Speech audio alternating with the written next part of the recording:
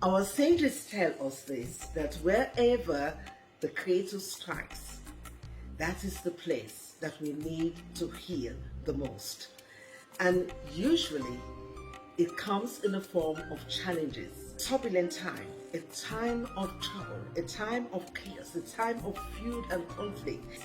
This month would be one of those months that I would probably turn back and say, this was the month that God did the greatest correction in my life. And I am grateful. And you know why I'm grateful? Because the sages tell us this. Whenever God strikes us, it is because He loves us.